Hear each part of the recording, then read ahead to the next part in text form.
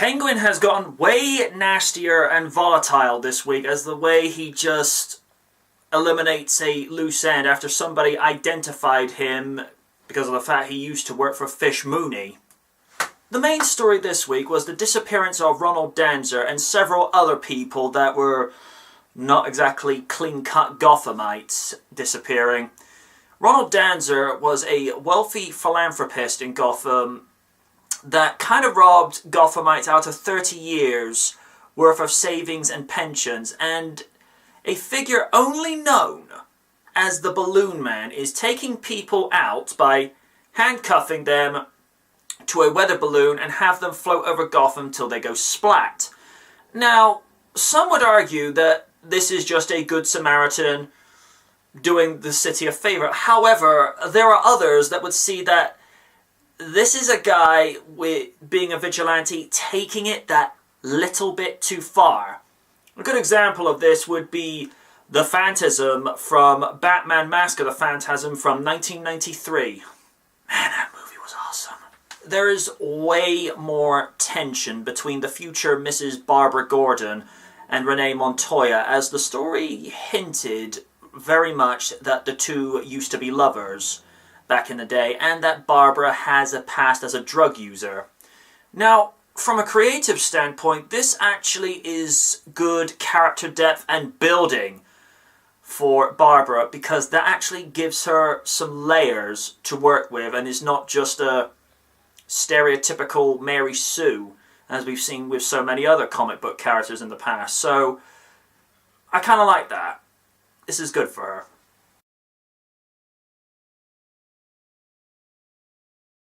Ben McKenzie is just gold, as normal. He gets a little bit more confrontational with his fellow cops this time around and tries to stand his ground more, which makes him even more likable.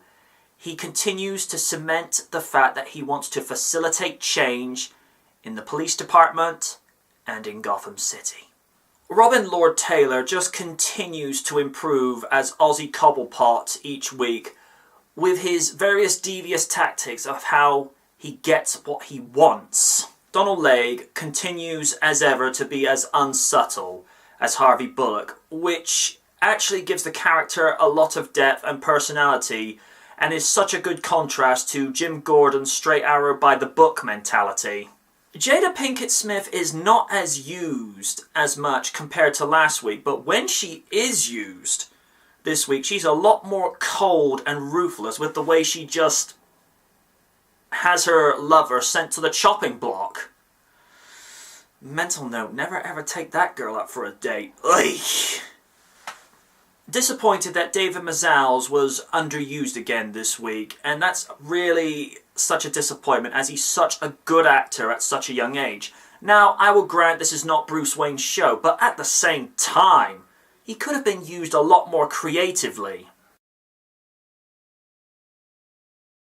This week really expanded upon character building and just how deep the corruption has gone in Gotham, and there are those that will go to the extreme lengths to get the job done when the law won't. There are those that don't rate Gotham as a show, saying the writing is weak and it's the wrong choice of actors. Personally, I'm inclined to respectfully disagree. The writing keeps you hanging on every scene, and the actors take to their respective roles and own them, just as Ben McKenzie does as Jim Gordon. When a performance is honest, it's believable. And I only see this show getting better with each episode. Until next week, Gothamites, good night from the night.